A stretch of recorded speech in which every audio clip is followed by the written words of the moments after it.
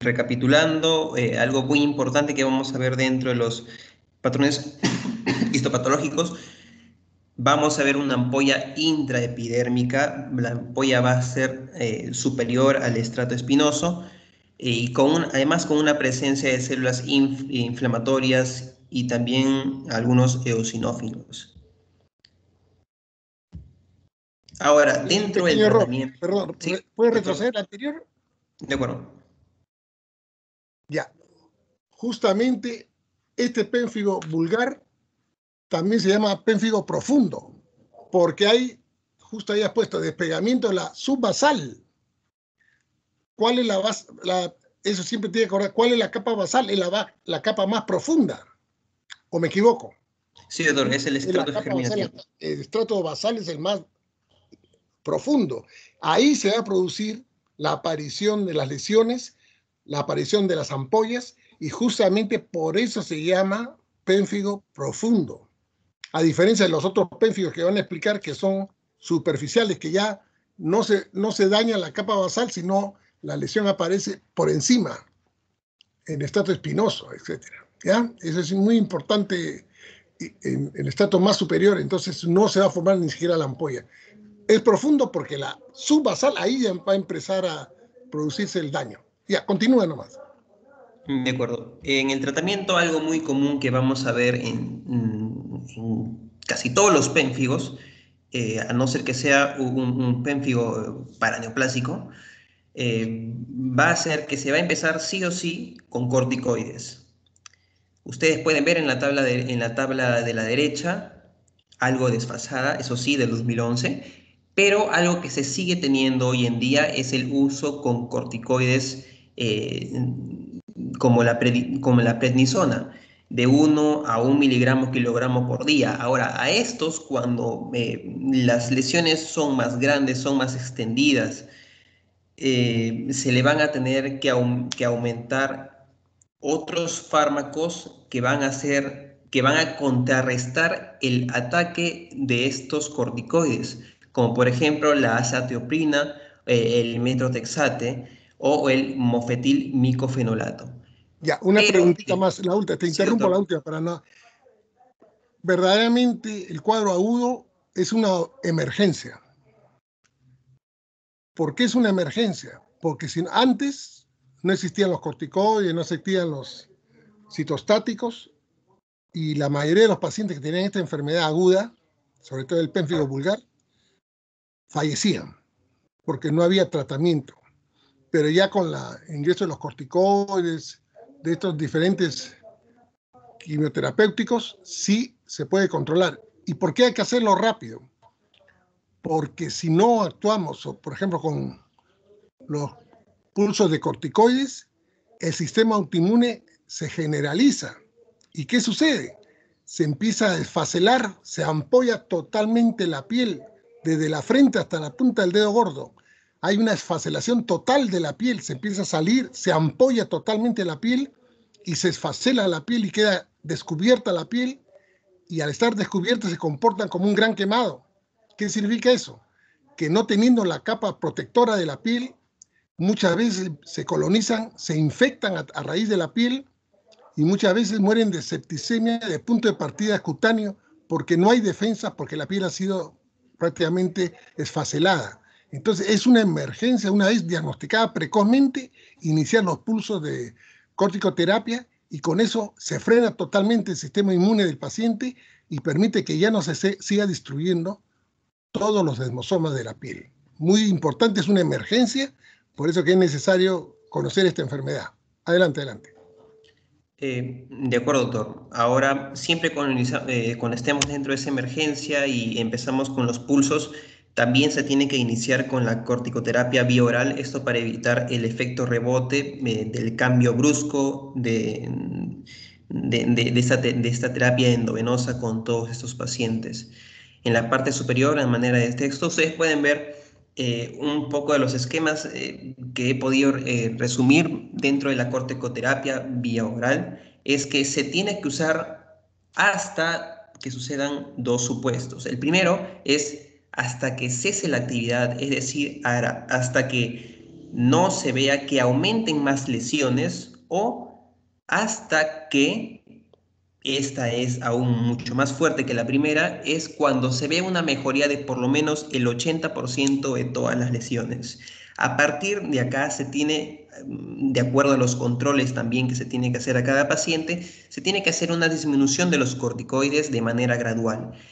Un 25% a partir de la dosis inicial entre cada 2 a 4 semanas, y cuando se llega a 20 miligramos por día de tratamiento con estos pacientes, se tiene que bajar de 5 miligramos por mes.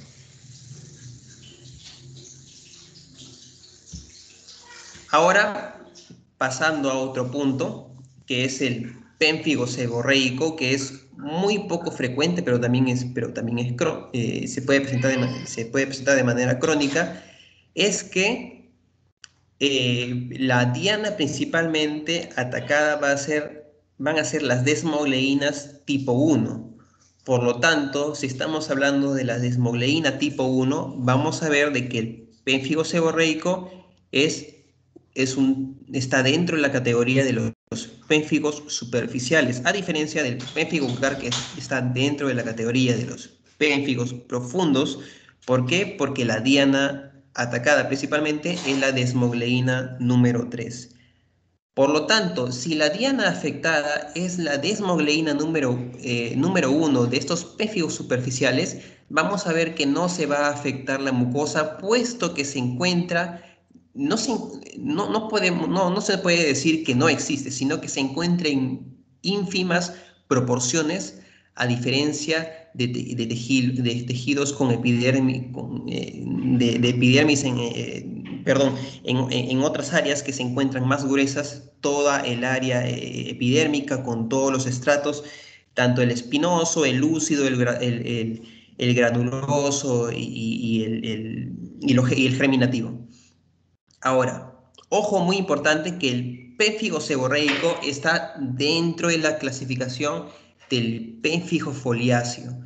Aparte de esta clasificación, un primo del pénfigo seborreico que también está dentro de la clasificación del pénfigo foliáceo son los pénfigos endémicos, que van a ser más frecuentes en América del Sur y en África del Norte, y en la que se han podido realizar algunas recopilaciones de esos trabajos, como ustedes pueden ver en esta tabla, en el centro a Perú, en que las primeras referencias se realizaron en el año 1925, pero también han habido algunos reportes iconográficos, y me estoy refiriendo a los huacos de las culturas Moche y Chimú, a personas con unas lesiones ampollosas o algunas con unas lesiones descamativas, en la que se infiere que también a partir de estos años también las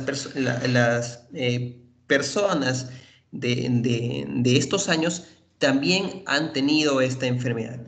Lo más común de ver tanto al pénfigo seborreico como al pénfigo endémico van a ser a los pobladores de las zonas Ucayali, Loreto, Huánuco, Amazonas, Junín y San Martín. Algo común, zona selvática o ceja de selva.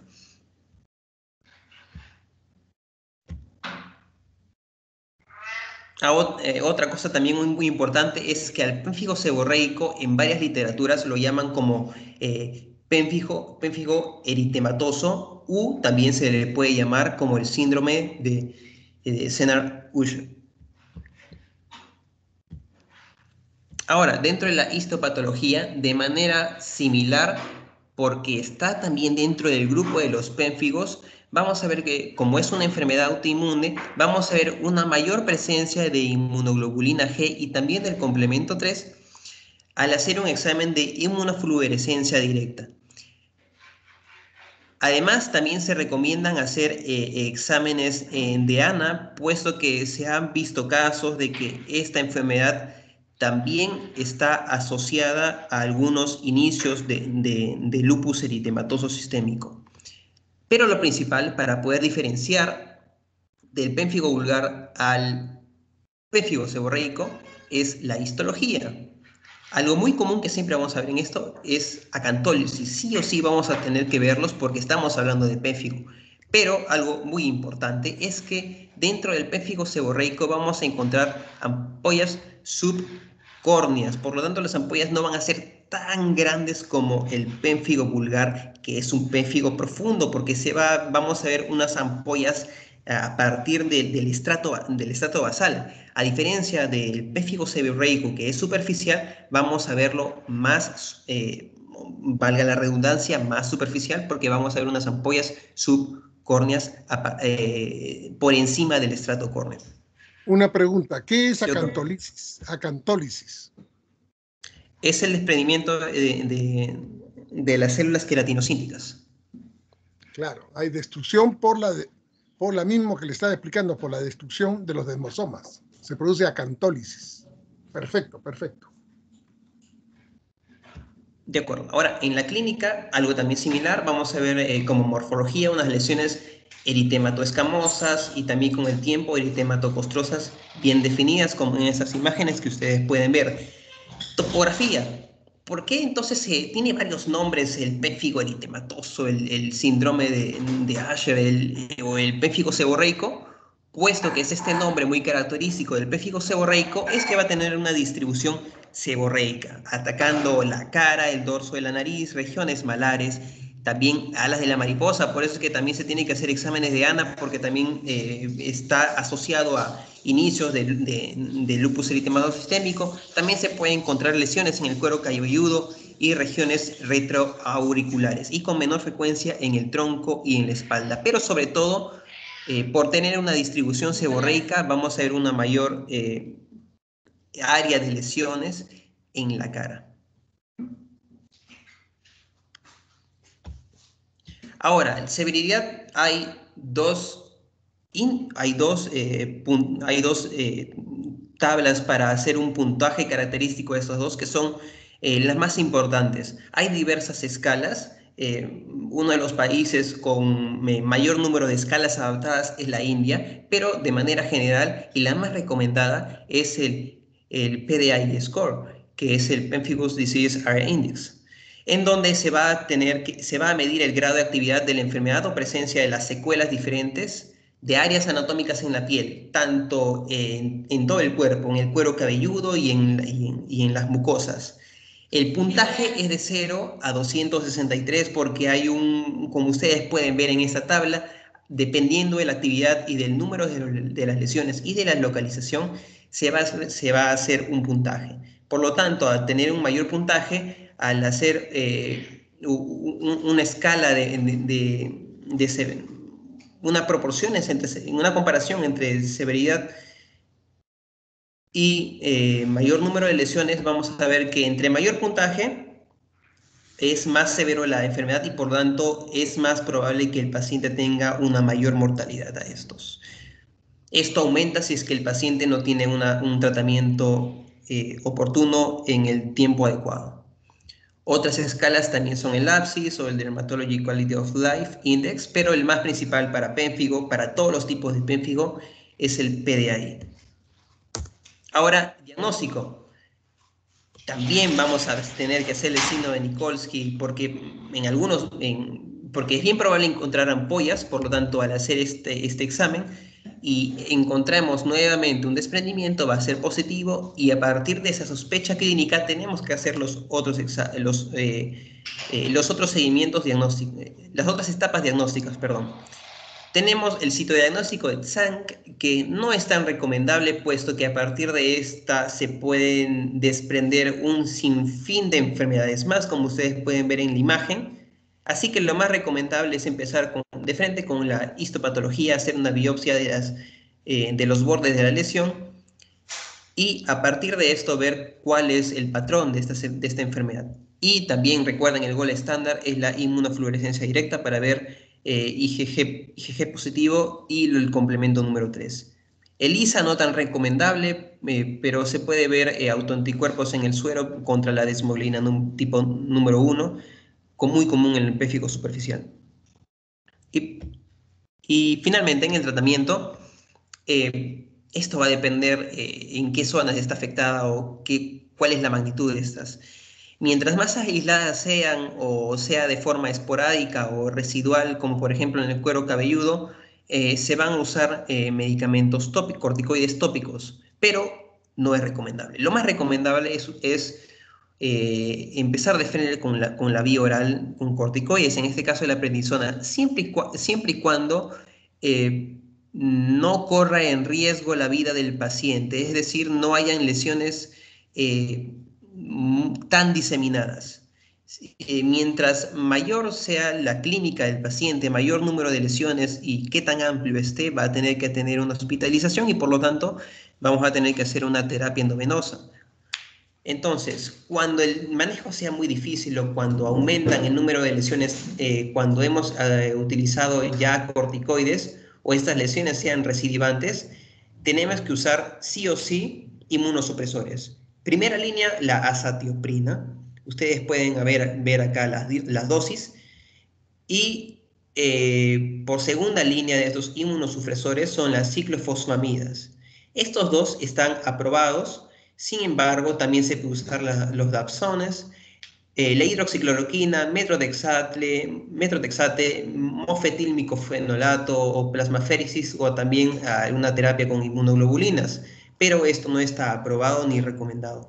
Por lo tanto, la principal línea para tratar a estos pacientes de difícil manejo, con mayor número de lesiones o también con pacientes en las que se ve que van a tener varios meses de terapia con corticoides, se va a tener que utilizar inmunosupresores. En primer lugar, la azatioprina y en segundo lugar, en caso sea el paciente alérgico a la azatioprina, a la acetoprina o tenga algunas otras contraindicaciones, utilizar ciclofosfamida.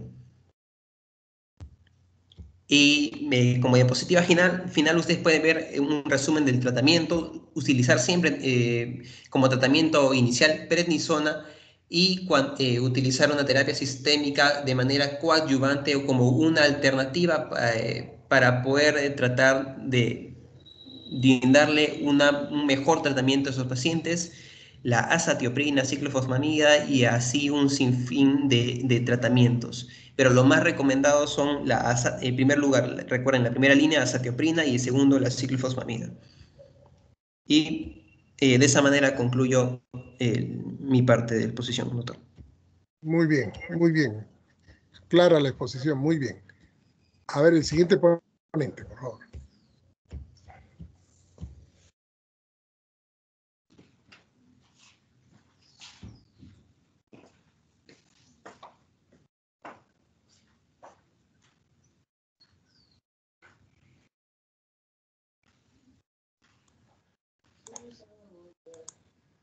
Buenos días. ¿Se ve mi diapositiva?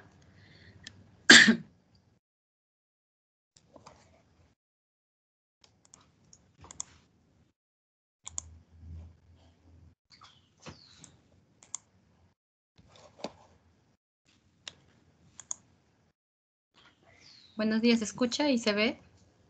Se escucha, pero no veo las diapositivas. Ahí, capaz está cargando. A ver. Ahora. Está cargando, sí está cargando. Ahí. Me avisa, doctor.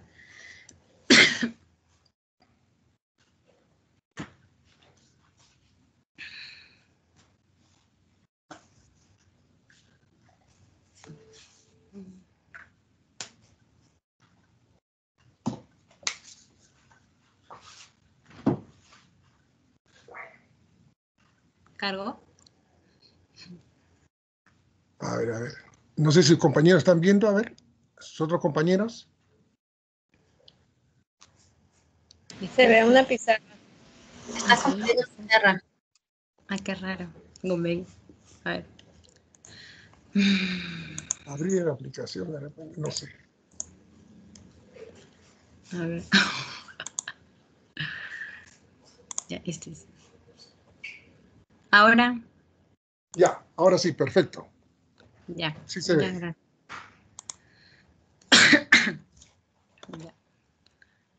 Ya. Ya, buenos días con todos. Yo voy a continuar la exposición. Yo voy a hablarles sobre el pemfigoide. Mi nombre es Yaracel Jaime Guía Rojas. Bueno, primero vamos a empezar definiendo qué es el pemfigoide, ¿ya? El pemfigoide es una enfermedad inflamatoria autoinmunitaria caracterizada por ampollas tensas y lesiones urticariales. Nuestra principal población va a ser los adultos mayores. Sin embargo, también se podría encontrar en niños y en jóvenes. Esta causa, su etiología está más ligada a un componente genético y también al uso de algunos fármacos. Se ha visto que suele ser reactiva al uso de furosemida, hidroclorotiazida, betalactámicos, AINES, betabloqueadores. Principalmente afecta lo que es el tronco y extremidades, muy raras veces afecta lo que es cabeza, cuello y mucosas. No tiende a dejar cicatrices atróficas y la evolución es crónica por brotes. Ahora, lo que nosotros debemos conocer del pemfigoide es que el pemfigoide nos va a dar como clínica principal, como lesión elemental, una ampolla subepidérmica en la cual vamos a poder evidenciar presencia de eosinófilos en la anatohistopatología y también en el laboratorio lo vamos a poder evidenciar. Asimismo, se va a poder detectar inmunoglobulina G y complemento C3 en lo que es la zona de la membrana basal. Ahorita les voy a explicar con mucho más detalle. Lo que pasa es que el pemfigoide, al ser una enfermedad autoinmunitaria, sabemos que va a haber anticuerpos que se van a dirigir contra antígenos. Ahora, ¿dónde van a estar estos antígenos? En los hemidesmosomas. ¿Qué son los hemidesmosomas? Son esas proteínas estructurales que se van a encargar de la unión del queratinocito con la membrana basal. Ahora, para ser mucho más específicos, ¿contra qué proteínas específicamente? Como podemos ver, va a ser contra el BP230 y BP180. Esta primera proteína es un componente intracelular del hemidesmosoma, mientras que el BP180 es una glucoproteína de transmembrana. Ahora, lo que va a pasar aquí para que se generen estas lesiones es que primero deben aparecer los anticuerpos inmunoglobulina G, los cuales se van a unir a la membrana basal, y van a activar y fijar el complemento. Este complemento va a promover la producción de mediadores inflamatorios, lo cual va a originar reclutamiento de células, principalmente los eosinófilos. Ahora, estos eosinófilos, lo importante de su presencia aquí es que van a liberar proteasas que van a degradar las proteínas de los hemidemosomas, lo que va a favorecer así a la formación de las ampollas. ¿Ya? Y bueno, también el proceso inflamatorio va a generar mayor permeabilidad vascular y lo que va a contribuir al edema papilar. Todo esto es lo que podemos ver acá. Entonces, en palabras sencillas, vamos a tener una ampolla subepidérmica, es decir, entre la membrana basal y la epidermis. Es por ello que vamos a poder ver que estas ampollas son un poco más firmes, con mayor consistencia, más sólidas, a diferencia de las del pénfigo. Debido a todo esto, es que reciben las características de ampollas tensas. Es decir, cuando ustedes le pasen el dedito por encima de estas lesiones, estas van a ser menos frágiles al romperse a comparación del pénfigo. ¿Por qué? Porque el pénfigo, sus ampollas eran intraepidérmicas, ¿no? ¿Y por qué? Porque era una enfermedad autoinmune que se iba los anticuerpos contra los antígenos de los desmosomas, ¿no? Que eran las proteínas que unen los queratinocitos, que ya explicó Sebastián. Bueno, ahora, luego, en cuanto a datos epidemiológicos, no hay una predilección por una raza o por un sexo. Se ha visto más que nada que es predominante en mayores de 60 años y tiene buen pronóstico. Es por ello que su mortalidad es muy baja. En cuanto a la clasificación, vamos a tener al pemfigoide ampollar y al cicatrizal. El ampollar es el más frecuente y este principalmente inicia como lesiones eritematosas, papulosas o de tipo urticaria, que luego con el paso de semanas o meses me va a dar la formación de ampollas. Estas ampollas, como vemos, estas ampollas pueden ser grandes o pequeñas, pero van a ser tensas. Ahora, pueden ser ovaladas, redondas y por lo general tienen un contenido de líquido seroso, que también puede tener contenido hemorrágico. Como dice la diapositiva, puede ser localizado o generalizado, pero tienen una disposición por lo general serpiginosas.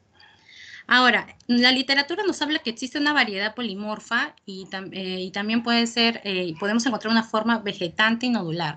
¿A qué nos referimos con una variedad polimorfa? Como podemos ver, se podría encontrar lesiones con pápulas, vesículas y ampollas, ¿no? Con una base eritematosa, y las formas vegetantes y nodulares son más para lesiones mucho más graves del pemfigoide. Ahora, debido a que el pemfigoide es menos frágil de romperse a comparación del pénfigo, vamos a poder decir que el signo de Minkowski es negativo, ¿ya? Ahora, en cuanto a la clínica más importante de estas ampollas es que generan un prurito que puede ser moderado o muy intenso, un prurito muy moderado o intenso.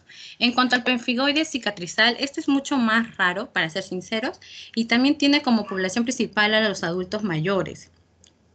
Principalmente, estos, a diferencia de los ampollares, puede afectar también mucosas. Primero empieza con una afectación ocular, va a generar una conjuntivitis a nivel unilateral o bilateral, que se va a acompañar luego de ardor, sequedad y sensación de cuerpo extraño. Y nos va a evidenciar acá unas sinequias, que es el tejido cicatrizal, o algunos le llaman adherencias, ¿no? Ahora, asimismo se ha visto que se afectan otras áreas de la mucosa como como la mucosa oral, valga la redundancia, y el 30% de estos pacientes tiende a desarrollar también pemfigoide ampollar. Ahora, también se habla de un pemfigoide gestacional, sin embargo, este está más ligado a causa genética. Lo define más como una erupción principalmente muy pruriginosa que tiende a predominarse en la zona del abdomen alrededor del ombligo. ¿Puede afectar a otras zonas? Sí, pero no tiende a afectar mucosas. Ahora, estas lesiones principalmente van desde pápulas eritematosas hasta placas urticarianas e inclusive en el peor de los casos pueden darse vesículas y ampollas tensas. Estas se suelen dar más que nada entre el cuarto al séptimo mes del embarazo, aunque también hay unos pocos casos dentro del primer trimestre y también durante el posparto de forma inmediata. Se ha visto que se exacerba cuando la paciente toma fármacos que contienen estrógenos y progesterona, pero a modo general tiene buen pronóstico. Ahora, en cuanto al diagnóstico, hemos hablado que nuestras ampollas que el paciente va a venir con unas ampollas que no son tan frágiles y que va a tener un prurito moderado o muy intenso. Entonces, lo que necesitamos hacer acá es recurrir a lo que es la biopsia, para lo cual vamos a tener que sacar, lo cual vamos a tener de una ampolla muy incipiente. Luego lo que vamos a poder evidenciar es esto, ¿no? Una ampolla subepidérmica con un techo epidérmico casi intacto, en el cual también vamos a tener componente inflamatorio, principalmente los eosinófilos, lo cual también lo vamos a poder evidenciar no solamente en el estudio anatomopatológico, sino también en el laboratorio, porque se puede encontrar una eosinofilia e inclusive aumento de inmunoglobulina E. Y bueno, junto a la ayuda del microscopio electrónico y a la inmunofluorescencia directa, vamos a poder ayudarnos para evidenciar de nuevo a la ampolla su ubicación, que va a estar entre la lámina lúcida, entre la membrana basal, y la presencia de los antígenos que van a estar en los semidesmosomas, ¿no? Que van a estar a nivel de la membrana basal. Sin embargo, esto no va a ser algo exclusivo del pemfigoide. Es por ello que necesitamos hacer otra prueba más, que es el SAL Split Skin, que es la técnica de separación de epidermis, en la cual vamos a buscar los depósitos de anticuerpos que se van a encontrar en el techo de la ampolla. Al encontrarlos así, en el techo de la ampolla, podemos decir que estamos ante un pemfigoide. Sin embargo, si se hubiera puesto la coloración, más que nada, en la parte basal de la ampolla, diríamos que estaríamos frente a otra patología que es la epidermólisis ampollar adquirida. Ahora, actualmente se puede utilizar el ELISA para detectar las proteínas BP180 y BP230, ¿no? Pero no es algo que está muy accesible para todos. En cuanto al diagnóstico diferencial, principalmente vamos a diferenciarlo con el pénfigo. ¿Por qué? Porque el pénfigo, más que nada, es intraepidérmico, como podemos evidenciar. Asimismo, el anticuerpo va a estar dirigido contra los desmosomas. En cambio, aquí, esta es una ampolla subepidérmica que el antígeno que va a estar a nivel de los hemidesmosomas, es decir, de las proteínas estructurales a unión de la membrana basal y los queratinocitos. Ahora, junto a la inmunofluorescencia, vamos a poder detectar nuestros antígenos a nivel de la membrana basal, y podemos diferenciarlo con otra patología, que es la dermatitis herpetiforme, que se va más que nada a evidenciar en las papilas, en las papilas dérmicas. Y bueno, viendo a esta propiamente dicho, para poder diferenciarla, hacemos el SAL Split Skin, que ya les había hablado, para ver los depósitos de los anticuerpos, y al encontrarlos en el techo de la ampolla, ya podíamos decir que estábamos frente al pemfigoide. Pero si veíamos que era en la parte basal de la ampolla, estábamos hablando de la epidermólisis ampollar adquirida. Asimismo, la ELISA se puede usar para detectar las proteínas en las cuales van a estar involucradas en estas patologías, ¿no? En nuestro caso, el BP180 y BP230. En esta patología es el colágeno 7 y la laminina 302, y en el caso de los pénfigos, la desmogleína, ¿no? Que puede ser de 3 a 1 y en cualquiera de sus variedades que ya habló Sebastián, ¿no? La vulgar, la foliácea y la paraneoplásica. Y bueno, por último, el tratamiento de estas principalmente tienen un buen pronóstico, entonces más que nada principalmente usamos los corticoides sistémicos para curar las ampollas. Bueno, se dice que en el caso de efectos secundarios como atrofia, podríamos suplantarlo por inmunosupresores, principalmente la azathioprina.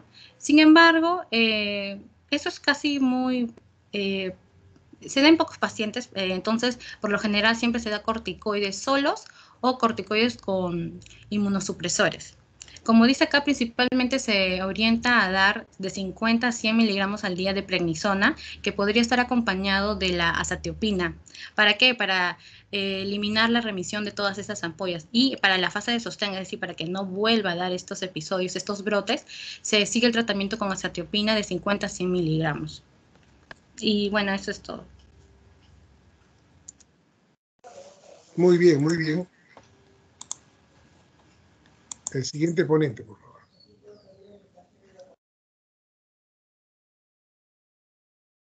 Sí, doctor, me avisen si pueden ver, por favor.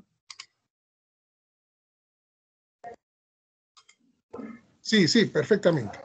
Ya, bueno, yo voy bueno, continuando la exposición, yo voy a hablarles acerca de la psoriasis. Mi nombre es Yamilet Caori Aguirre Rojas. Ya, vamos a empezar por la definición, ¿no? La psoriasis es una enfermedad inflamatoria no contagiosa de la piel que es de carácter crónico. Esta va a afectar lo que es la epidermis y tiene una aparición en brotes. Su lesión elemental va a ser una dermatosis eritematosa descamativa. Y como vemos, sus signos cardinales son acá en esta imagen el eritema y la presencia de escamas. Ahora, generalmente esta enfermedad, la psoriasis, se considera la enfermedad cutánea crónica humana más común y, bueno, puede afectar, como dije, la piel, también puede afectar uñas, articulaciones y con menos frecuencia las mucosas. Ahora, esto se considera relativamente frecuente ya que afecta del 2 al 3% de la población en general. En adultos se ha visto una afectación del 0.9 al 8% y se ha visto que la edad de aparición ha ocurrido en dos picos, ¿no? Generalmente ocurre en dos picos. El primero de ellos de 15 a 25 años y generalmente cuando ocurren estas edades, más que todo lo relacionan con un origen generalmente familiar y el otro pico es de los 55 a 60 años. Ahora, pero puede ver también, o sea, se tiene que tomar en cuenta que puede ocurrir en cualquier edad, aunque también se ha visto que es raro que se presente en menores de 9 a 10 años. Con lo que respecta a la etiología, pues se desconoce la causa exacta de la psoriasis, pero sí se sabe que, o se considera que es un resultado de la exposición frente a varios factores, entre ellos genéticos, ambientales, también se consideran metabólicos y algunos endocrinos. Con lo que respecta al factor genético, pues se ha visto que tiene, es un fuerte componente, ya que se ha visto que en el 30% de los pacientes que presentan psoriasis, ellos presentan un familiar de primer grado con la enfermedad. También se ha visto que hay una mayor concordancia entre gemelos monocigóticos. Ahora, ¿la enfermedad se considera hereditaria? Pues varios autores no la consideran hereditaria y otros optan por nombrarla como una patología de herencia poligénica. En sí está afectada por diferentes factores, entre ellos uno de los asociados es con el complejo mayor de histocompatibilidad 2.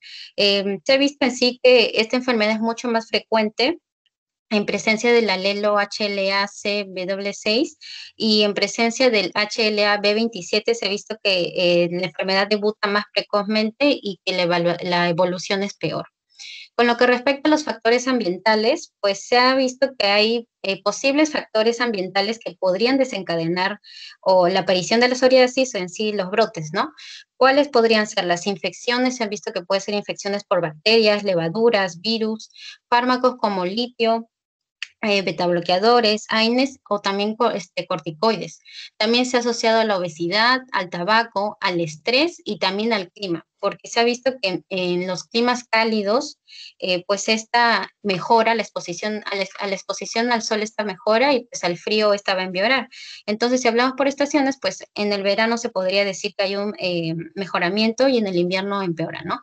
También se ha relacionado a factores metabólicos como la hipocalcemia, alcoholismo, diálisis, entre otros, y también a factores endocrinos, ya que, bueno, encontré que había mayor incidencia en la pubertad y en la menopausia.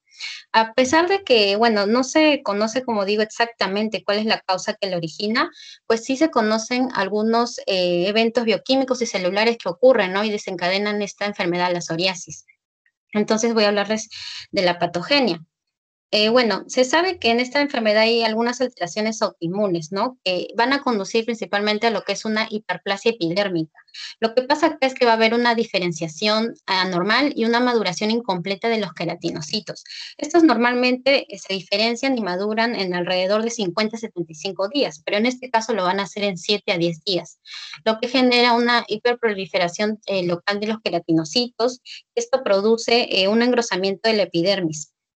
Luego también mencionan que la capa, pues la capa granular se reduce o se presenta ausente y se produce lo que es la paraqueratosis, ¿no? Que es un aumento de la producción de la queratina que se va a dar en este caso de forma acelerada y por ende las células cuando van hacia arriba, se podría decir hasta el estrato córneo, estas van a terminar viendo células con núcleo, ¿no? Que normalmente no se debe de encontrar en esa capa. Entonces, bueno, este es el proceso que se va a dar y por ello se da la escamación, ¿no? Que es característico de esta enfermedad. Luego se ha visto que hay presencia en la dermis de este infiltrado celular inflamatorio, presencia de linfocitos T, células dendríticas, macrófagos y neutrófilos.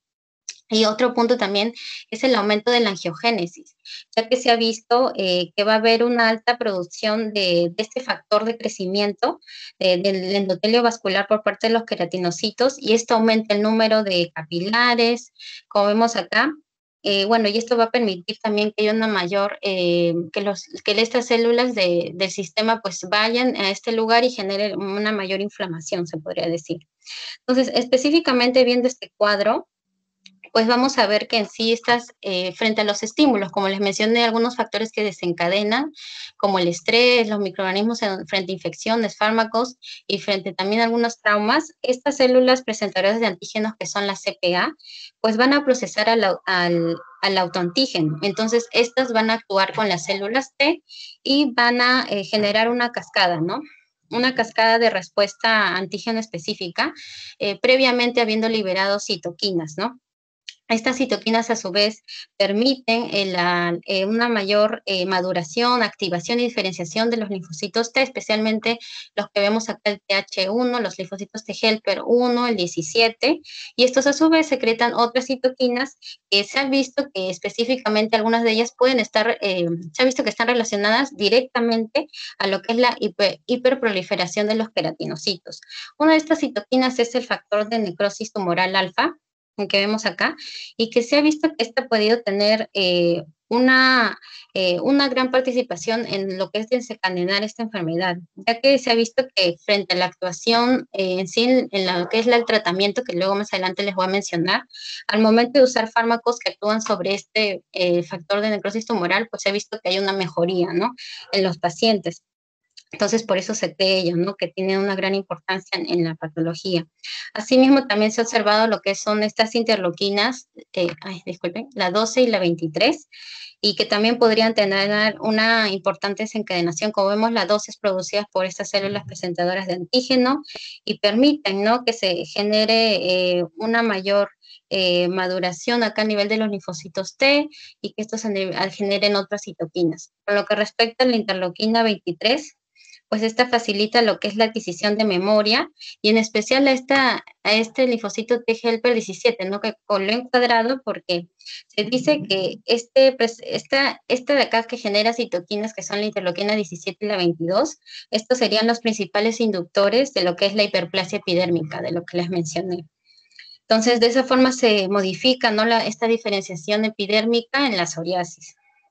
Y como les mencioné, la angiogénesis, ¿no? Que se da por el BSF, que es en sí el factor de crecimiento endotelial vascular, ¿no? Y más que todo, bueno, así sería más o menos la patogenia de esta enfermedad.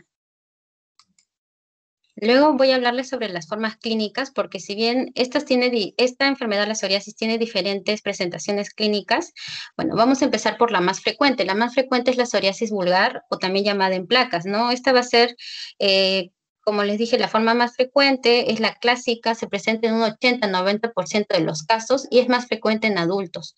Ahora, también es característica porque, bueno, si bien es un cuadro crónico, se presenta en brotes y tiene remisiones alternantes.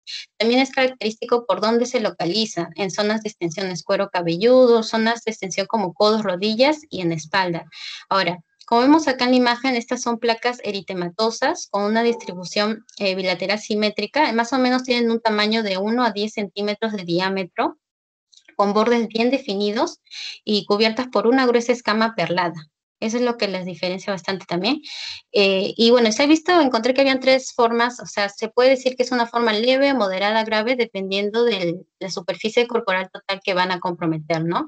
Leve se considera menos de 3% de superficie corporal total, moderada de 3 a 10 y grave mayor del 10%. Ahora, generalmente es asintomática, pero también puede presentar lo que es prurito.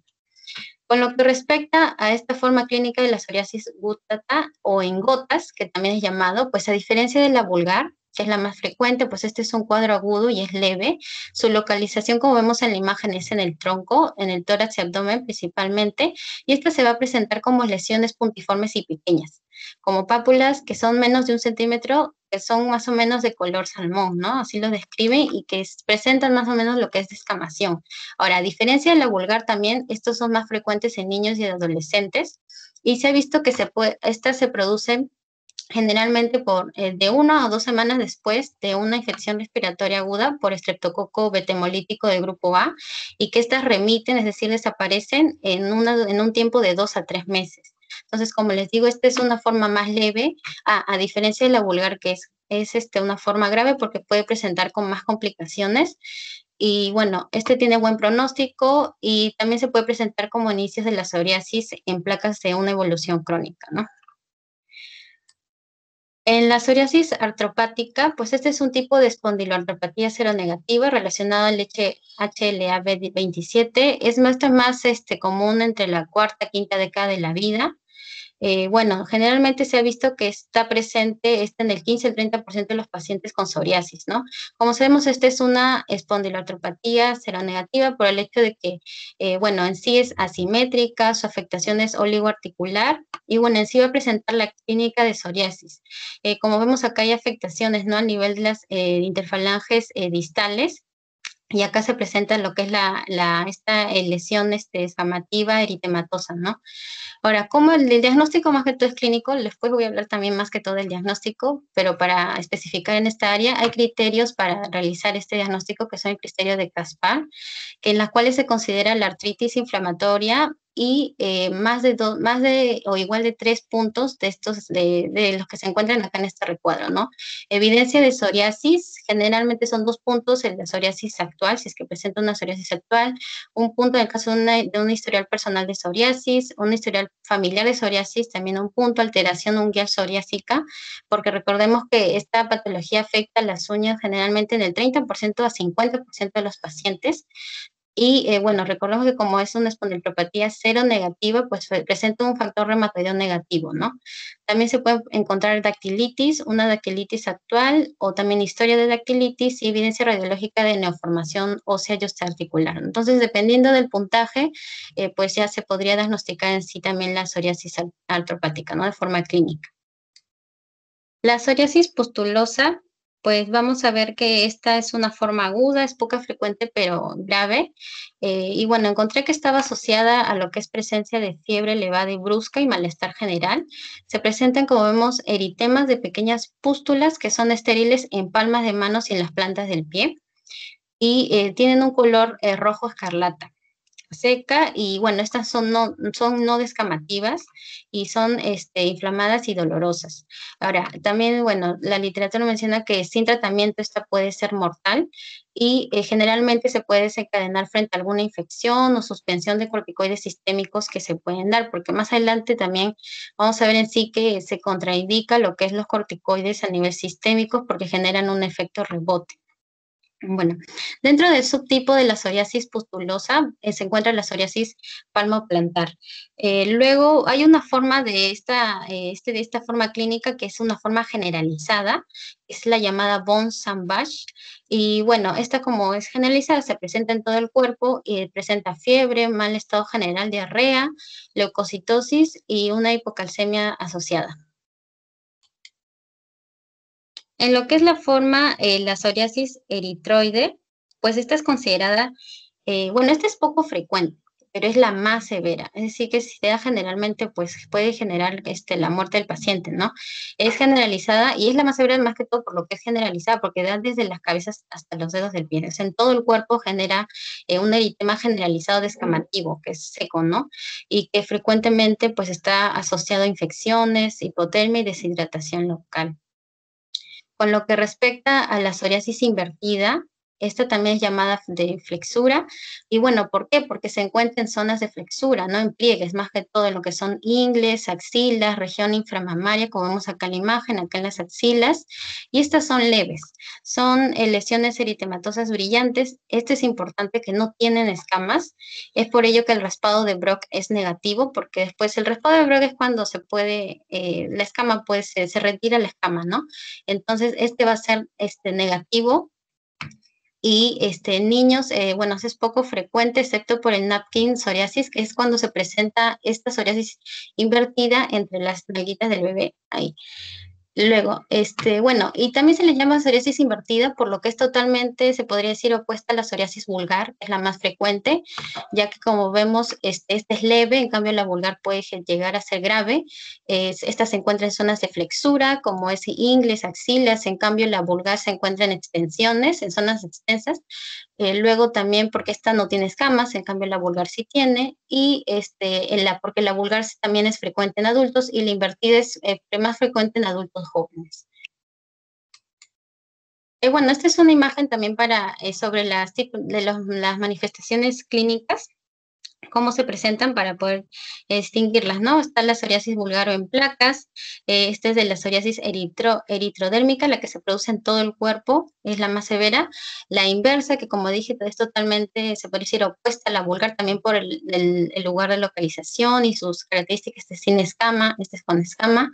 La gútata, que también le llaman en gotas, porque parece como si fuera una lluvia de gotas, y la pustular. Sobre el diagnóstico, pues el diagnóstico es netamente clínico y se va a apoyar mucho en lo que es la historia clínica del paciente y la exploración física. Entonces, es importante recordar que a estos pacientes se debe revisar todo el cuerpo, ya que como vimos, según las presentaciones clínicas, pueden encontrarse en lo que sería también las zonas genitales o en la ingle, en las zonas inframamarias, en las axilas. Entonces, es importante revisar todo. Entonces, también áreas de extensión, sacro, cuero cabelludo, uñas, ombligo, pliegue, interglúteo y región anogenital. Ahora, esta patología va a presentar lo que es el fenómeno de isoformo de Koeber. Este en sí se refiere a un fenómeno en sí que en esta patología se producen las lesiones propias de la psoriasis en la piel cuando esta sufre lo que es un trauma o una presión. Entonces, a eso se refiere el fenómeno isomorfo de Koeber. Luego, tenemos en cuenta que estos son procesos inflamatorios en brotes, ¿no? Generalmente eritemato descamativos, es la más frecuente, la vulgar, y como les mencioné, el raspado metódico de Brock. Este se realiza porque generalmente en los pacientes el primer signo que se ve en ellos es el signo de la bujía. Esta es una descamación del estrato córneo que está mal compactado o también le llaman mancha de la cera. Entonces, esta es la escama fina, ¿no? Que el paciente se va a poder retirar porque como dije es la descamación del estrato córneo. Entonces, una vez que se quita el estrato córneo, pues debajo nos va a quedar lo que se le llama la capa de Malpighi, y que en sí va a ser el resto de capas del epidermis. Entonces, esta también se le llama el signo, en sí la membrana de Duncan Buckley, porque él fue el que lo descubrió. Y una vez que se retira, o sea, puede salir toda la epidermis, vamos a tener debajo una dermis que está o se encuentra sangrante, por decirlo así. Entonces, esta va a tener lo que es el signo del rocío hemorrágico o también llamado el signo de Auspitz, que este es patognomónico de la psoriasis. Ahora, A ver, perdón, un ratito, un segundito. Una preguntita, a ver. ¿Por qué se produce ese rocío hemorrágico o signo de Auspitz? ¿Por qué se produce? ¿Por qué crees que se produce? ah, por los vasos podría ser porque hay una angiogénesis. Porque si bien en la Claro, patología... sí, está bien. Lo Sí. que, mira, te voy a explicar. Este signo es obligatorio. Todo paciente con la sospecha de psoriasis tenemos que hacer estas pruebas. La primera es, se raspa las escamas y la primera parte que va a salir se va a desprender las escamas. Es el signo de la bujía. Antiguamente nosotros le llamamos el signo de la vela. Es tan igual que ustedes raspen una vela y se van a desprender las escamas blanquecinas de las capas de la psoriasis. Inmediatamente de raspar y profundizar va a aparecer la membrana de Duncan-Buckley. Esa es una membrana brillante que se ve al desplazar, al eliminar todas las escamas. Y si se sigue raspando, aparece el famoso rocío hemorrágico o signo de Auspitz. ¿Por qué? Porque efectivamente aquí va a haber vasos nuevos, va a haber en la histología va a haber papilomatosis. ¿Qué es la papilomatosis? La papilomatosis es el crecimiento de las papilas intradérmicas. Y nosotros sabemos que las papilas intradérmicas vienen desde la dermis. Y también sabemos que la dermis sí es vascularizada, a diferencia de la epidermis, que no hay vasos sanguíneos. Entonces, al haber papilomatosis en esta enfermedad de la psoriasis, al traumatizar la zona más profunda, se van a producir el traumatismo de las papilas y a la vez va a haber el sangrado producido por este traumatismo. Eso es la explicación de por qué se van a producir todos estos signos. Comenzando del signo de arriba, porque hay engrosamiento de la córnea, estrato corneal. El signo de Duncan-Buckley y al final el signo o rocío hemorrágico o signo de Auspitz. Todo tiene una significancia histopatológica. Es para que ante una sospecha de lesiones eritematosas con escamas, es obligación de nosotros hacer el raspado de esas lesiones, hasta con su guante y con su mismo dedo pueden hacerlo, con un palillo, y van ustedes raspando y van a encontrar. Si encuentran los tres signos, sobre todo el último, ya prácticamente es patognomónico de una psoriasis. Es muy interesante esto. Lastimosamente no tenemos práctica y se hubiera aprovechado para que aprendan bien y no olvidar estos conceptos. Continúa nomás, ¿ya? Ya, doctor. Entonces, bueno, también vamos a ver que el compromiso unguial en estos pacientes se va a dar casi en la mitad de ellos, o en sí decían el 30 al 50%. Y bueno, vamos a ver acá unas lesiones que son como el pitting, la leuconiquia y la onycolisis. El pitting, bueno, más que todo es cuando la uña, como en esta imagen de acá, presenta estos hoyuelos como unos huequitos, y esto se refiere o es debido a una mala queratinización.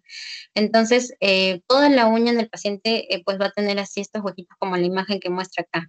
Estas uñas de acá pues muestran lo que es la leuconiquia. Esas uñitas que asemejan a un dedal.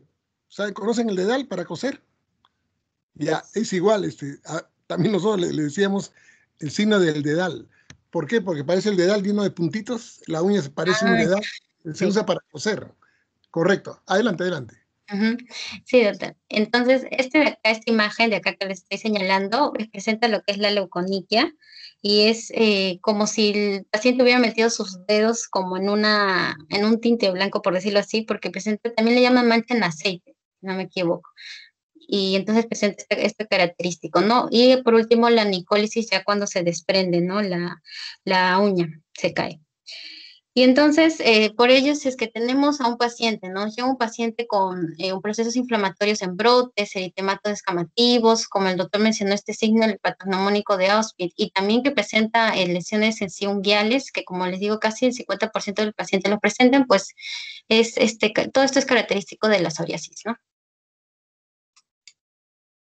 Ahora, con lo que respecta al diagnóstico diferencial, pues esta va a tener bastantes patologías a las cuales se puede diferenciar. Voy a mencionar algunas de ellas.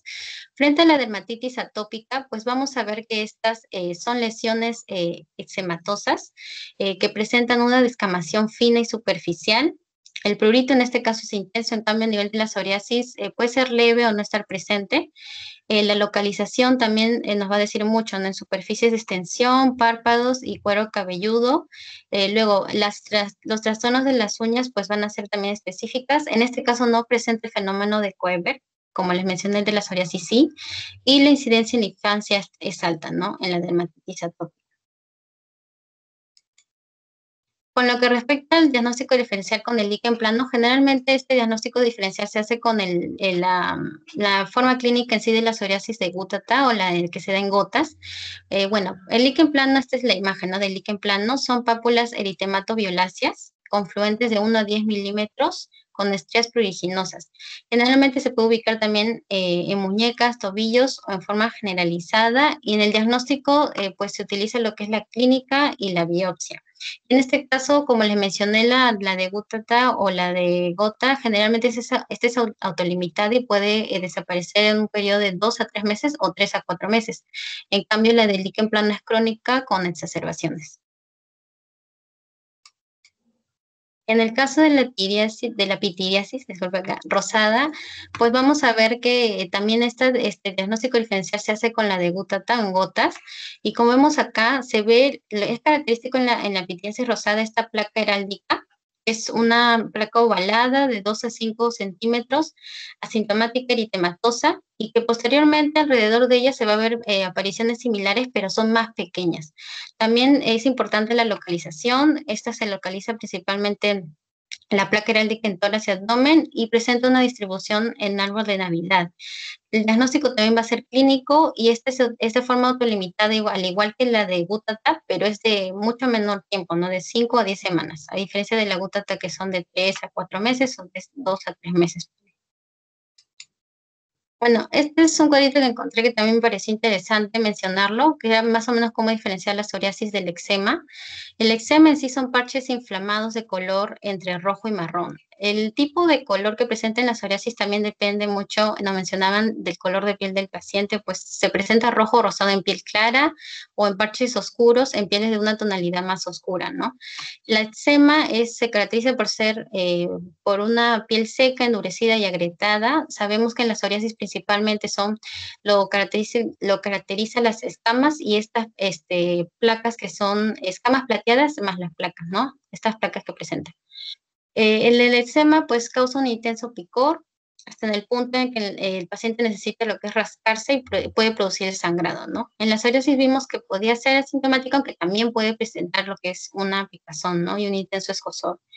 Y el eczema pues aparece frecuentemente en partes del cuerpo que se doblan como tobillos, muñecas, detrás de las rodillas, en la parte interna del codo, aunque también puede aparecer en cualquier parte. En cambio, la psoriasis más frecuente también son codos, rodillas, cuero cabelludo, parte baja de la espalda, ¿no? Pero también, como vemos, dependiendo de la forma clínica que sea la psoriasis, va a tener también una localización generalmente específica, ¿no? Y como mencioné, la psoriasis se caracteriza también por esta afectación en las uñas, que le mencioné que era del 30 al 50% de los pacientes. Con lo que tiene que ver el tratamiento, pues en sí vamos a ver que el tratamiento de esta patología se va a basar en la gravedad de los signos, en su extensión y en el impacto también sobre la calidad de la vida del paciente. Vamos a ver que hay, generalmente cuando es una psoriasis leve, moderada o grave, ¿no? Hay 3 tipos de tratamientos: un tratamiento tópico por fototerapia o un tratamiento sistémico.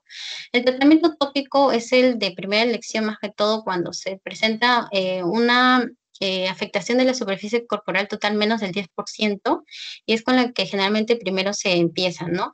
En este caso vamos a presentar, o tenemos acá los queratolíticos, que estos se utilizan para eliminar lo que son las escamas, ya que estas de por sí ya no tienen, se puede decir, alguna utilidad, ¿no? Entonces se pueden utilizar estos para eliminar las escamas, como el ácido salicílico, la brea de Ulle y el ditranol. Luego, los corticoides tópicos son del manejo de elección, y vamos a tener que también hay análogos de vitamina D como el calcitriol, calcipotriol, calcitol. Y los retinoides, que son derivados de la vitamina A, que mejoran la queratinización, como el tazaroteno, que es tópico, ¿no? Una vez entonces que se le ha dado el tratamiento tópico y en el caso de que el paciente pues no mejora o no hay un buen efecto en él, pues se va, en lugar de irse al tratamiento sistémico, tenemos un tratamiento intermedio, es la fototerapia. En la fototerapia tenemos frente a radiaciones ultravioleta de tipo B, que ¿para qué se usa esto? Esto principalmente se usa para generar una inmunosupresión de forma localizada en la piel. Y esta generalmente se usa en niños y en gestantes. Ahora, porque hay otro que es el PUVA, que le dicen que es el soraleno más la ultravioleta, pero es de tipo A. Este soraleno es una sustancia que se pega a la piel y que permite captar más radiación. Entonces se da el soraleno más las rayos ultravioleta tipo A. Y esto se realiza en el caso que no sean niños ni gestantes.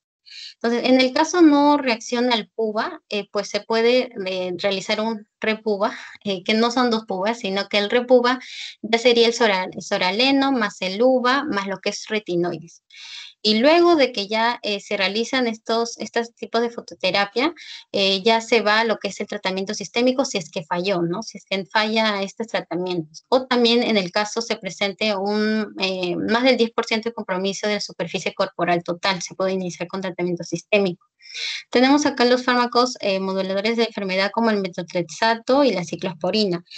Bueno, de lo que leí, el metotrexato era más que todo indicativo para lo que es la psoriasis de tipo artropática, y la ciclosporina de tipo A se utiliza más que todo en las gestantes, ¿no? Por lo que no producen esos efectos teratogénicos.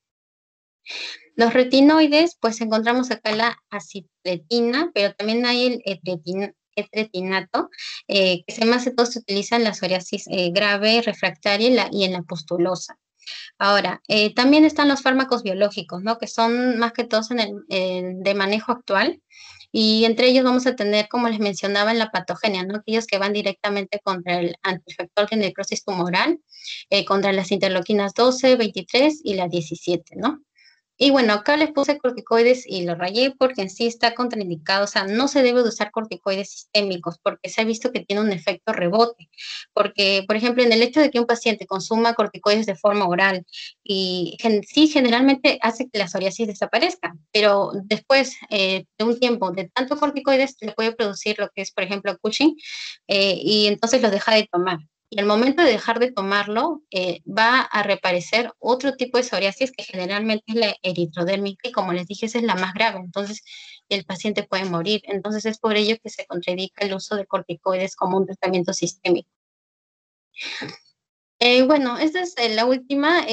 Encontré estas que son recomendaciones higiénico-sanitarias en la piel de pacientes con psoriasis, como el uso de productos, o evitar, mejor dicho, el uso de productos agresivos a un pH entre 4,5 y 5,5, o utensilios que puedan irritar la superficie de la piel. No se debe de aplicar perfumes ni colonias directamente en la piel. Se utilizan productos de avena para el baño. Tiene que haber una correcta higiene en lo que es de las uñas para poder evitar las erosiones de la piel y las infecciones.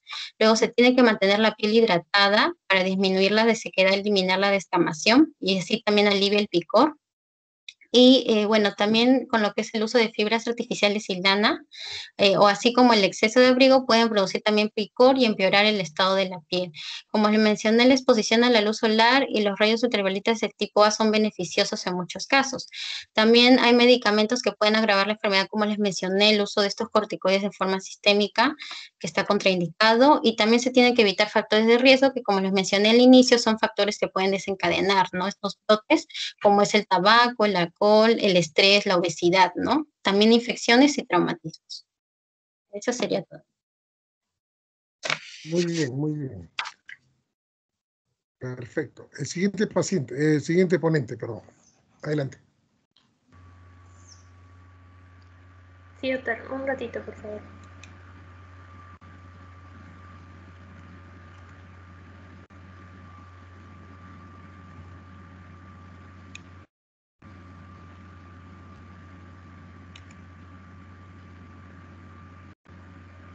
¿Se pueden ver mis diapositivas? Sí, correctamente. Ya, bueno, continuando y para terminar ya la exposición, vamos a continuar con el tema de pitiriasis rosada. Bien.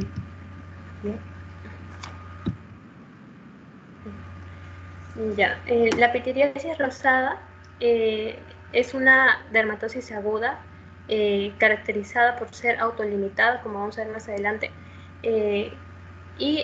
Bueno, vamos a ver que las lesiones que se van a presentar en esta patología van a ser de tipo erupcionales y papuloescamosas. En la epidemiología vamos a ver que generalmente puede afectar a pacientes que oscilan entre los 10 a 35 años.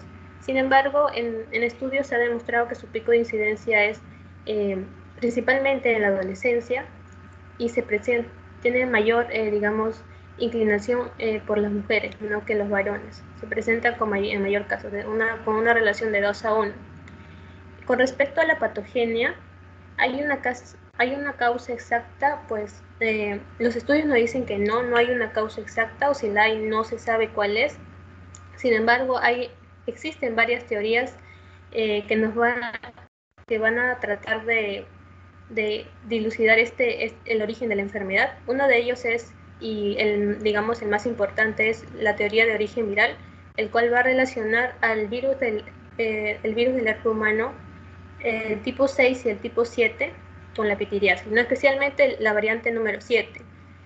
Sin embargo, bueno, han habido estudios en los que los pacientes que han tenido este virus, tienen estos virus, han desarrollado en bastante proporción esta enfermedad, la pitiriasis rosada. Sin embargo, cuando se han hecho estudios en pacientes que tenían inicialmente pitiriasis rosada, bueno, se han hecho estudios de las lesiones, estas lesiones no tenían o no se identificaron los ADN virales de estos virus, ¿no? Entonces, por eso es que no se sabe exactamente cuál es el origen o la patogenia de esta enfermedad.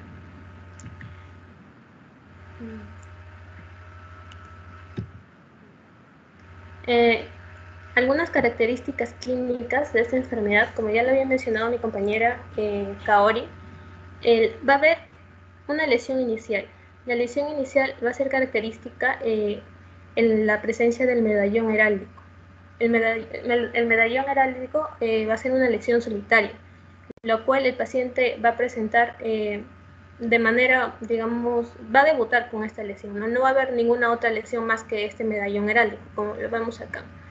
No, este medallón se va a presentar generalmente en las zonas del tronco, en el cuello o en zonas del miembro superior cercanas al tronco. Tiene una medida aproximada de 2 a 10 centímetros.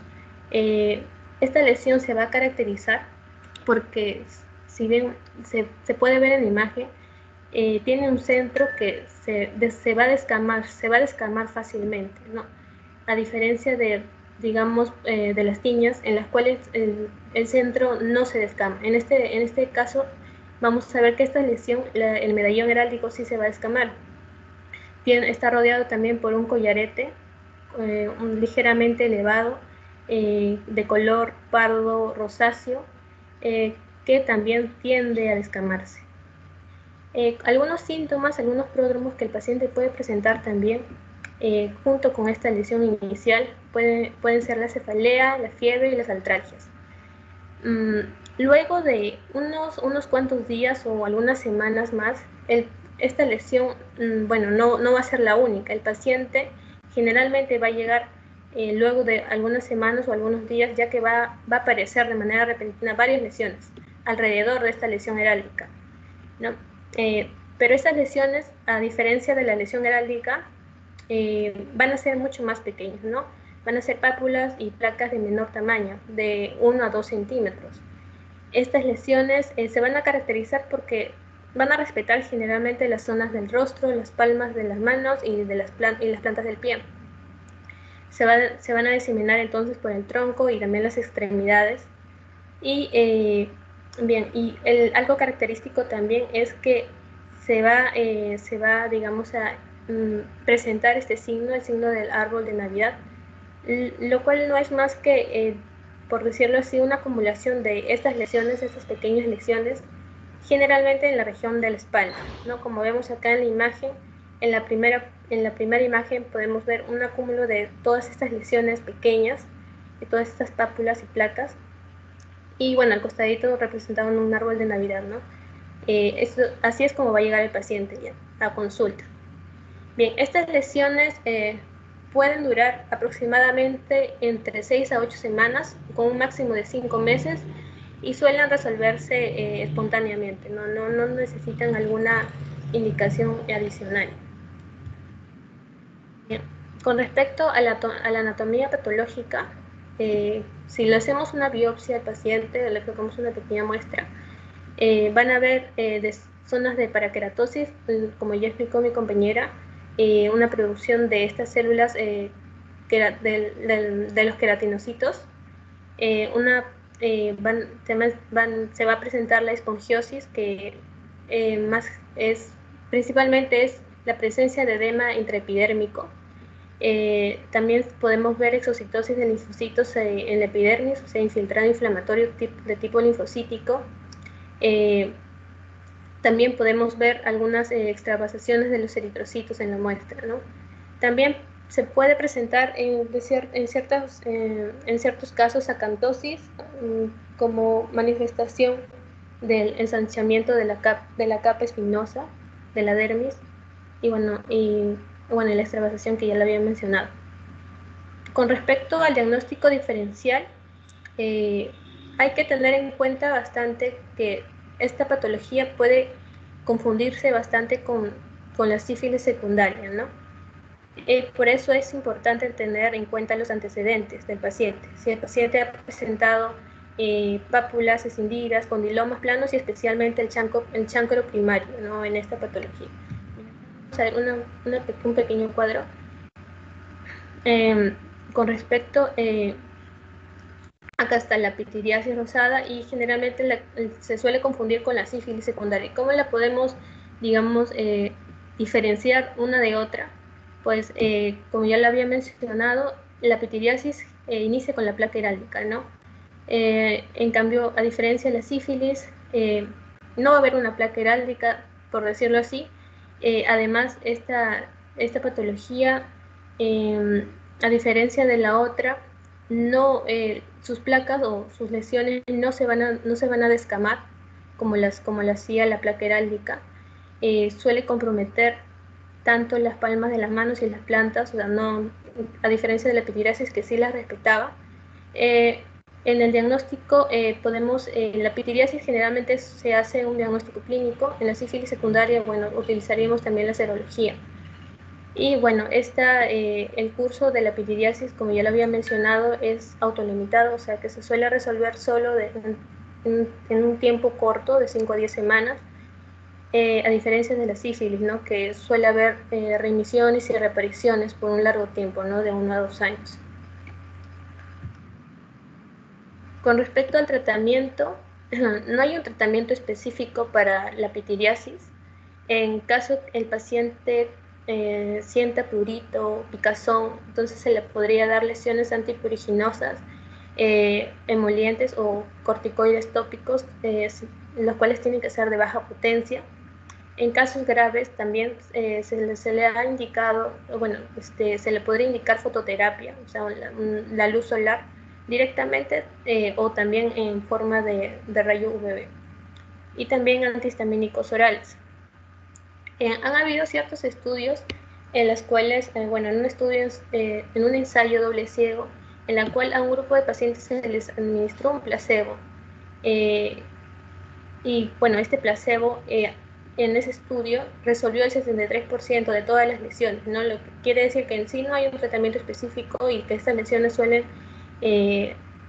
desaparecer por sí mismas.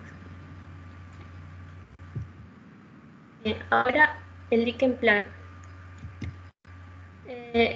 Con respecto al líquen plano, esta es una enfermedad también inflamatoria que no solo va a afectar a la piel, sino también a las mucosas, ¿no? A diferencia del anterior. Va a estar caracterizado, vamos a ver pápulas violáceas, pruriginosas, que van a oscilar entre de 1 a 10 milímetros y que generalmente están localizados en las extremidades. Con respecto a la epidemiología, suele afectar a la población generalmente adulta en un 1% de ellas, siendo su pico de incidencia máxima entre la edad de la quinta y la sexta década de la vida. Es mucho más frecuente en mujeres que en varones. Con respecto a la patogenia, al igual que la pityriasis, es una patogenia incierta. No se sabe, digamos, con certeza el origen de la enfermedad. Sin embargo, hay varias teorías que tratan de explicar por qué se origina el líquen plano. ¿No? En este caso, la patogenia está bastante, digamos, relacionada con los linfocitos T, ¿no? Los linfocitos T cuyos, digamos, que van a estar localizados en los queratinocitos basales que están en la capa basal. Van a estar, estos linfocitos van a estar, por decirlo así, alterados debido a un digamos, por un factor externo, ¿no? En este caso, podemos ver aquí, la literatura nos dice que podrían haber ciertos factores como las infecciones, las vacunas y los fármacos. En el caso de las infecciones, está fuertemente relacionado con el virus de la hepatitis C y también el virus del herpes simple con la variante número 6. Al igual que las vacunas, ¿no? Varios artículos han descrito la aparición de líquen plano después de la administración de ciertas vacunas. En este caso, las vacunas más frecuentes son las de la gripe y también la de la vacuna contra el virus de la hepatitis B. Después de las vacunas, lo que decían los artículos es que más o menos estas lesiones aparecían a los pocos días, ¿no? O inclusive a los pocos meses, un máximo de 5 meses. O sea que sí, digamos que hay cierta evidencia que indicaría que las vacunas están involucradas en la producción de esta enfermedad. Y también algunos fármacos, entre ellos algunos antimicrobianos como el etambutol, isoniazida, streptomicina, o algunos antihipertensivos también como el captopril, el enalapril, y entre otros. Son varios fármacos los cuales están involucrados. Para explicar más o menos la patogenia de la enfermedad, acá tenemos una imagen. Vemos acá la fase inactiva. Acá están los queratinocitos y acá abajo podemos ver los linfocitos, ¿no? Estos linfocitos T de memoria, estos linfocitos residentes de memoria, generalmente son residentes normales en esta parte del tejido cutáneo, ¿no? Es una población, digamos, que está ahí para proteger a la piel, ¿no? De ciertos microorganismos o ciertos factores externos. Sin embargo, ¿qué pasa cuando hay alguna alteración, ¿no? Con la llegada de estos factores exógenos, ya sean estos factores infecciosos, las vacunas o los fármacos? Cuando estos linfocitos son estimulados por estos antígenos, como ya lo había mencionado con fármacos, estos linfocitos van a desplegar su actividad citolítica contra los queratinocitos que están allí presentes. Estos linfocitos van a liberar ciertas citoquinas, entre ellas el factor de necrosis tumoral y el interferón gamma, al ambiente, a esta parte local del tejido. Lo que va a conducir al reclutamiento de otros linfocitos sistémicos, ¿no? Y estos linfocitos sistémicos van a migrar a esta zona de la piel, ¿no? Entre ellos, bueno, los linfocitos CD4 y CD8, especialmente los linfocitos CD8.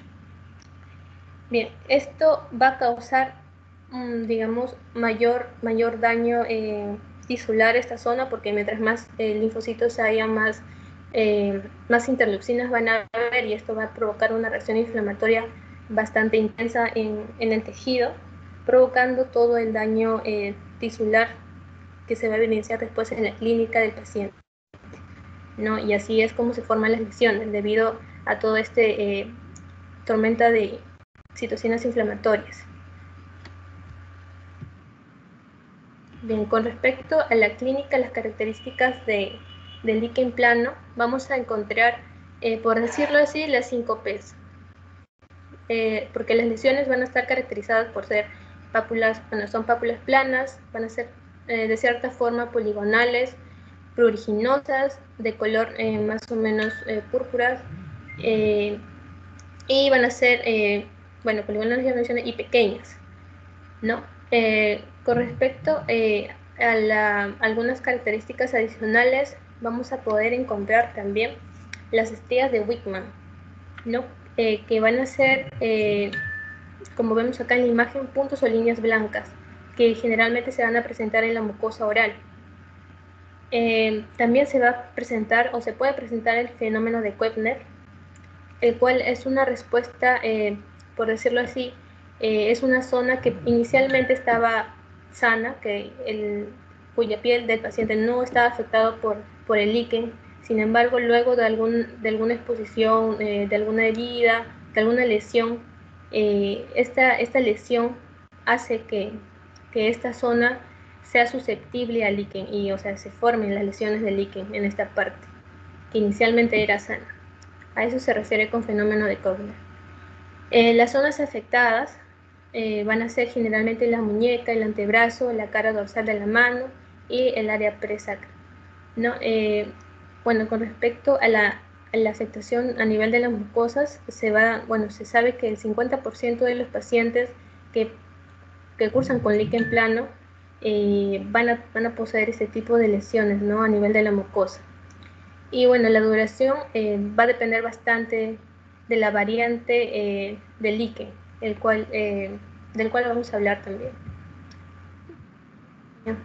Acá están todas las variantes, son bastante variantes, pero he puesto algunas, las más, digamos, relevantes.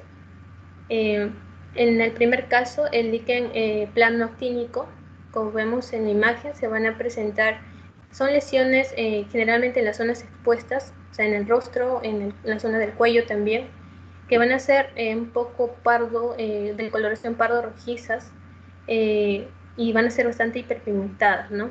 Generalmente se van a presentar en las épocas donde hay mucho sol, o sea, en verano, primavera, y van a mejorar en el invierno. Con respecto a la variante atrófica, van a representar las fases de la resolución del líquen plano.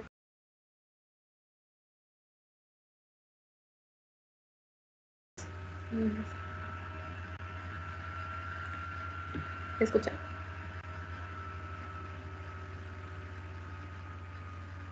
Ahora sí se escucha.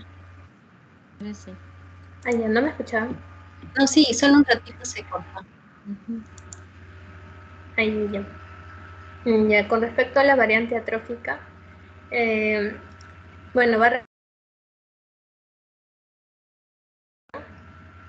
a consistir en que todas esas espáculas pequeñas que habían inicialmente van a confluir y van a formar una sola placa más grande, como vemos aquí. Estas placas van a presentar una atrofia central, sin embargo van a estar bastante pigmentadas. Con respecto a la variante exantémica, las lesiones se van a distribuir, son bastante, digamos, generalizadas, porque se distribuyen en casi todo el cuerpo.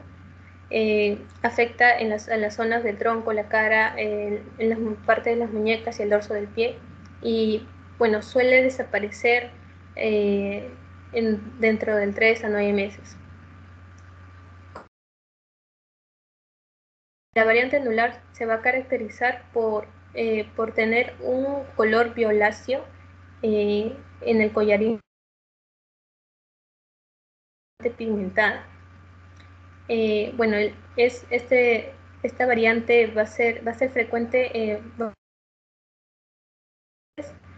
y va a afectar generalmente las zonas de la axila, el pene y la ingle.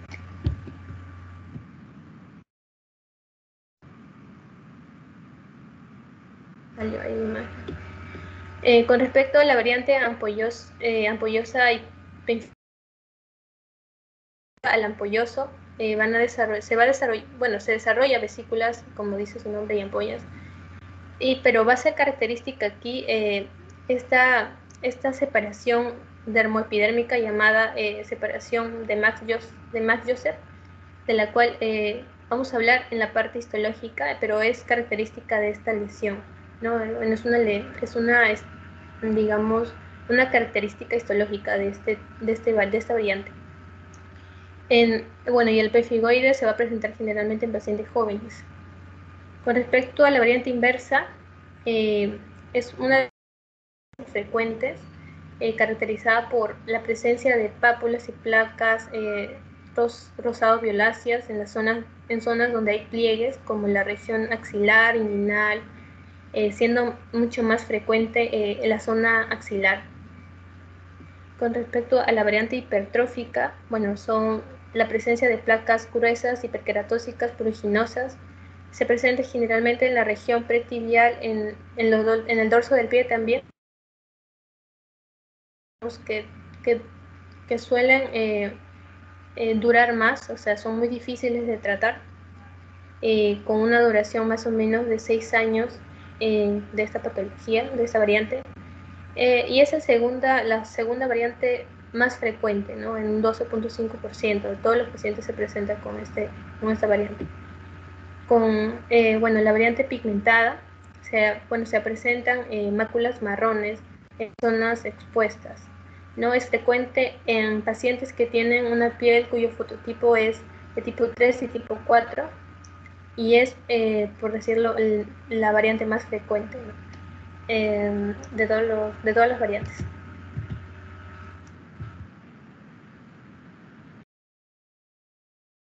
Variante pilar, se dice así porque hay afectación de un folículo piloso, ¿no? Vamos a ver aquí, como se ve en la imagen, son como que el folículo pilar está rodeado con un anillo violáceo con tapones queratósicos.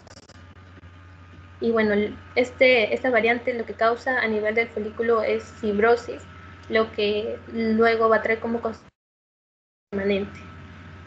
Esta variante es mucho más frecuente en mujeres que en varones. La variante unguial es el adelgazamiento, bueno, caracterizada por el adelgazamiento lateral de la placa unguial.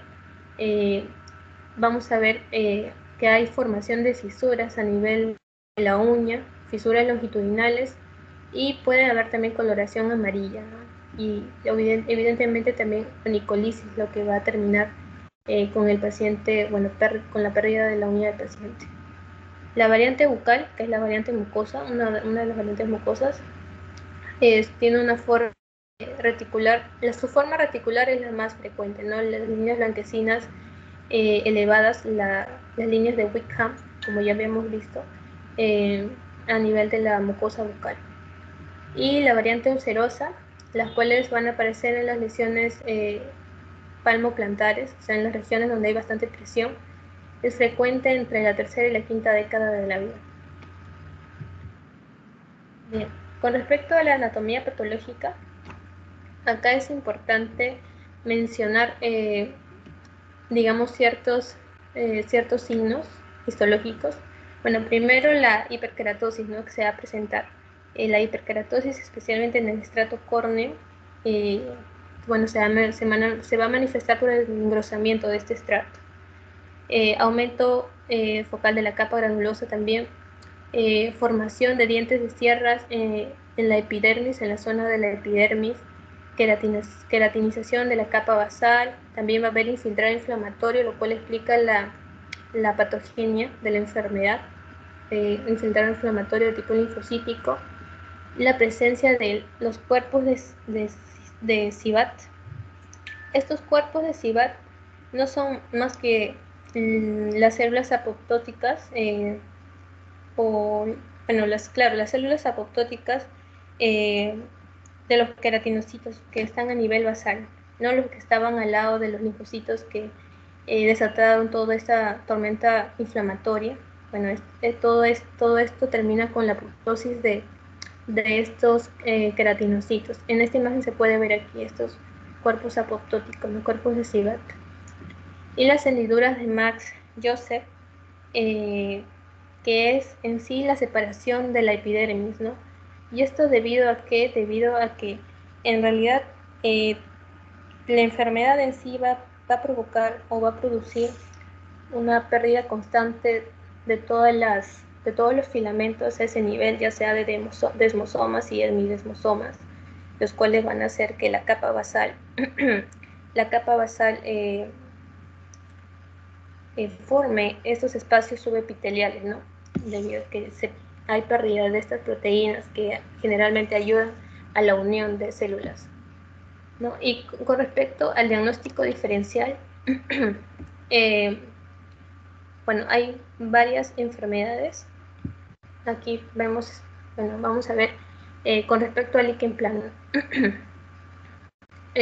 Como ya lo había mencionado también en mi compañera anterior, se puede confundir este tipo de lesión con la psoriasis de tipo gutata, la pitiriasis rosada también y la sífilis secundaria. Entonces, ¿cómo vamos a diferenciar de esta lesión de las demás? Pues con la clínica, ¿no? Con la clínica.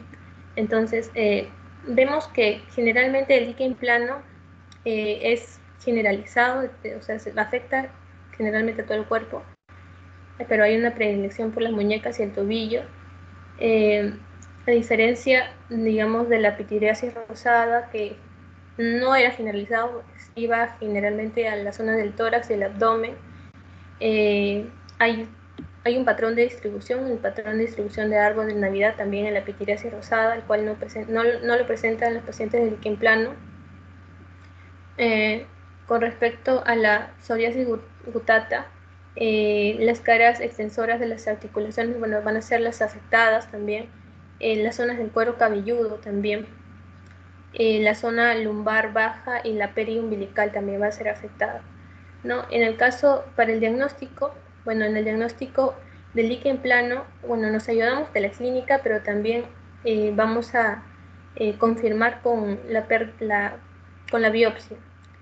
Entonces, con respecto a la psoriasis gutata, el diagnóstico también es clínico. Sin embargo, te ayuda para el diagnóstico la biopsia, ¿no? Pero obviamente aquí van a ser distintas. La histología patológica va a ser distinta, no va a ser la misma. Y así se puede diferenciar. Bueno, y con respecto al curso de la enfermedad, el líquen plano, como ya lo había mencionado, es de tipo crónico, con exacerbaciones periódicas, lo que quiere decir que el paciente puede recibir tratamiento y puede, digamos, mejorar las lesiones. Sin embargo, si deja la medicación o el tratamiento, el paciente suele volver a recaer y las lesiones vuelven a aparecer. El paciente está en un constante vaivén con el tratamiento y las lesiones, digamos que no desaparecen por completo. Bien, ahora para finalizar ya en el tratamiento, es posible en algunos casos la remisión espontánea, ¿no? En el caso de las variantes cutáneas, algunas variantes cutáneas y la bucal, con un tiempo aproximado de 1 año. Primero, también para el tratamiento debemos de saber si el líquen plano es causada por algo farmacológico o es causado por algún otro agente externo, ¿no? En el caso del que el paciente desarrolle el líquen plano por algunos medicamentos, lo que tenemos que hacer es retirar el medicamento y así el paciente va a mejorar. Y ese sería todo el tratamiento. A diferencia de los pacientes que evidentemente desarrollan líquen plano por otros factores, ¿no? Y ahí sí debemos usar fármacos. ¿Y qué fármacos debemos usar? Bueno, en esos casos podemos usar corticoides tópicos o corticoides sistémicos en caso lo requiera el paciente. También algunos retinoides, la fototerapia también con UVB, con rayos UVB y algunos inhibidores de calcineurina En los casos graves también se usan inmunodepresores, ¿no? En los casos leves, por ejemplo, lo que generalmente se receta es, se le da al paciente son los corticoides tópicos, generalmente la variante hipertrófica, son los que suelen responder a estos corticoides tópicos. En los casos graves, como ya lo había mencionado, se utilizan inmunodepresores, ¿no? Como el metotrexate, la azatioprina, el mecofelonato, asociado a un corticoide oral, ¿no? Sin embargo, en algunos estudios han relacionado la rapamicina tópica como el medicamento, digamos, de elección en el tratamiento de líquen plano que es resistente al tratamiento. Entonces, esto es lo que han encontrado en los últimos estudios. Con respecto al tratamiento sistémico, bueno, se le da este tipo de tratamiento cuando el líquen se presenta de forma aguda y de forma grave. Lo que se le da en estos casos son corticoides, una dosis de 20 miligramos de 2 a 6 semanas y también asociado a retinoides, ¿no? En este caso la citretina de 30 miligramos por día por 8 semanas. Generalmente los retinoides se le da en la variante del líquen plano cutáneo. Eso sería todo, doctor.